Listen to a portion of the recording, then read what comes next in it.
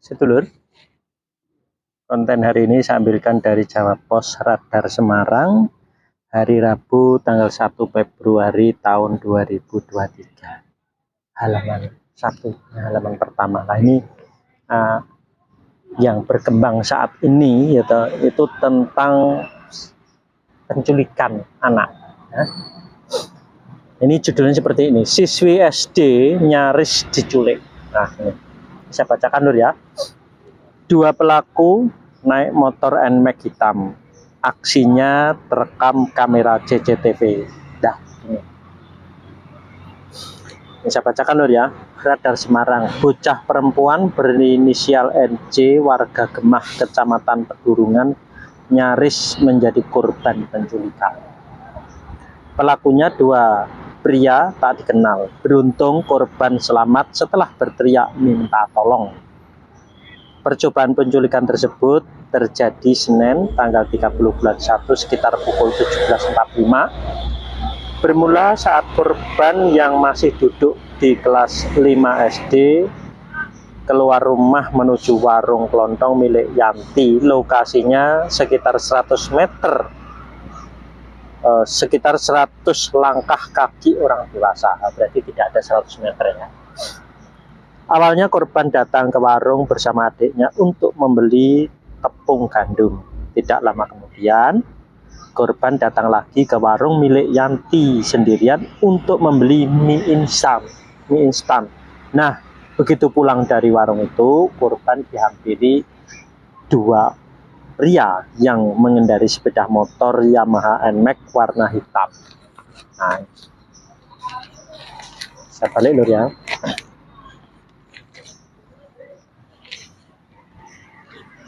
Wah, ini bacaannya banyak loh ya. Kedua pelaku mengenakan jaket dan helm tertutup. Sepeda motor pelaku sempat rekam CCTV di sekitar lokasi kejadian. Katanya dia korban didatangi 2 pria mau diajak pergi. Sempat dikasih permen. Dia kan masih kelas 5 SD, instingnya juga main. Dikasih permen ditolak, mungkin mikirnya orang jahat. Tangannya sempat ditarik, terus dia berontak. Jelas Bambang, Ketua RW setempat kepada Jawa Pos Radar Semarang.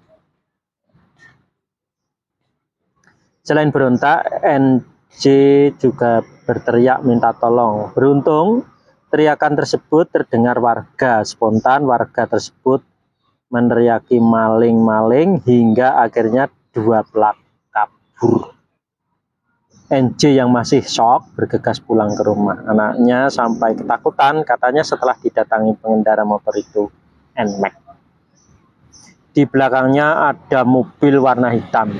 Nah, itu dicurigai juga, berarti kemungkinan apa nggak tahu itu apa mau dibuat muat atau gimana ya. Tapi yo nggak ngerti semua ya. Dia takutnya di situ. Takut kalau diculik lalu dimasukkan ke dalam mobil katanya. Bambang mengakui kejadian itu baru kali pertama terjadi di kampungnya. Sebelumnya pernah terjadi aksi penjamretan terhadap bocah di jalan kampung tersebut. Dulu pernah kalung milik anak kecil dijamret, itu malah kejadiannya siang hari. Ya memang di sini itu sepi. Kami harap warga selalu berhati-hati di sana. Yanti pemilik warung mengaku tidak melihat langsung kejadian tersebut sebab setelah melayani korban ia langsung masuk ke dalam rumah. Kerabat NJ datang ke rumah memberitahu kalau NJ nyaris menjadi korban penculikan sepulang dari warung katanya. Di jalan depan warung Yanti memang tidak begitu ramai, hanya ada 1-2 kendaraan melintas. Saat waktu maghrib, jalan depan sini sepi. Biasanya warung saya tutup dulu buat salat maghrib, katanya, ujarnya. Penelusuran koran ini, Selasa 31 bulan 1, rumah NJ tampak sepi. Hanya ada 2 orang dan 2 sepeda motor, serta 1 mobil terparkir di teras. Namun, Salah satu dari dua orang tersebut yang diduga kerabat korban belum bersedia memberikan keterangan terkait kejadian yang dialami NJ. Kapolsek Pedurungan Kompol Dina Novitasari mengatakan hingga kemarin anggotanya masih melakukan penyelidikan. Menurut keterangan sejumlah saksi, pelaku berjumlah 2 orang. Kami masih menelusuri rekaman CCTV di sekitar lokasi, katanya. Ia mengaku akan semakin meningkatkan patroli di pemukiman warga. Selain itu, Kapolsek mengimbau warga untuk berhati-hati, selalu kasih edukasi ke anak-anak untuk tidak mudah percaya dengan orang asing. Kalau dipaksa ikut, silahkan teriak, ujarnya.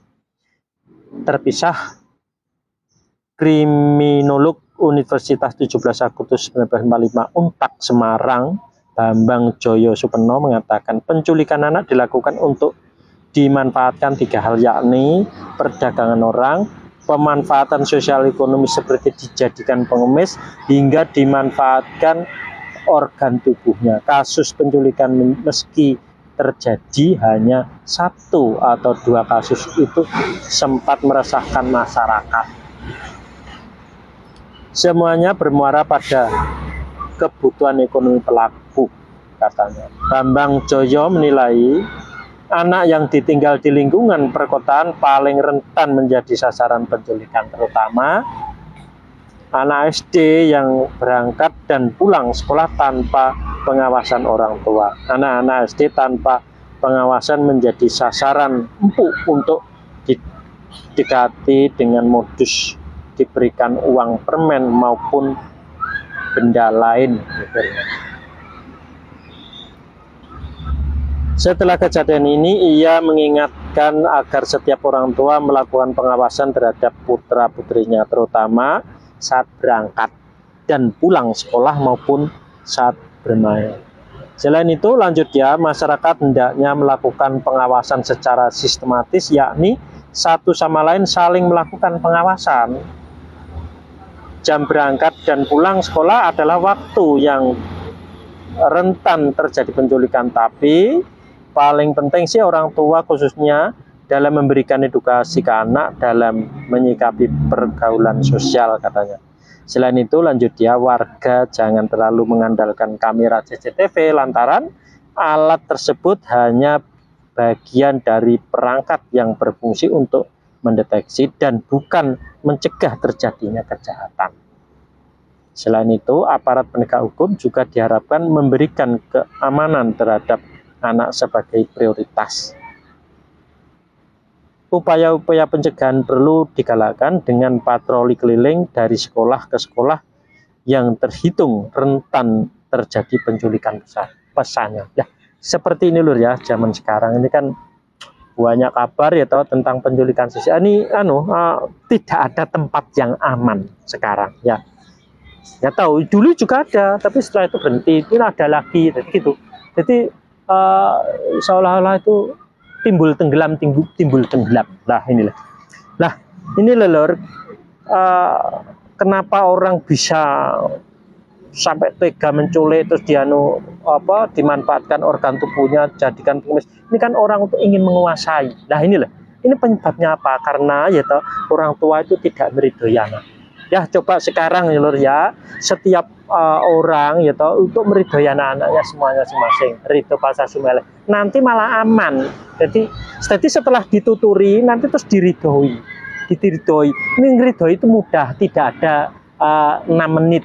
Jadi mungkin 5 menit, mungkin sing cepat 4 menit sudah selesai. Lah itu loh. Setelah itu setiap hari diridhoi seperti itu. Nanti anak akan menjadi adem ayem tentrem, dia orang lain akan terjadi simpati gitu loh. Jadi tidak tega untuk menculik, tidak tega untuk melakukan hal-hal yang tidak diinginkan, hal yang buruk. Jadi seperti itu.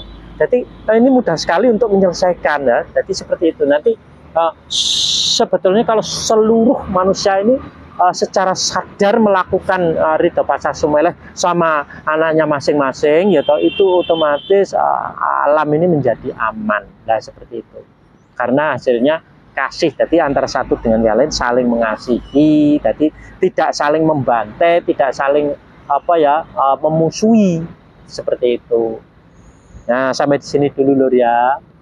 Danu, sing keras, kurang keras mungkin mboten masuk. Danu, Mulai saiki apa wae sing mbok karepne, aku rido, aku pasrah, aku sumele. Ya Bu, aku tampa ridone, aku tampa pasrahe, aku tampa sumele. Ana penambahan apa ajeg? Penambahan.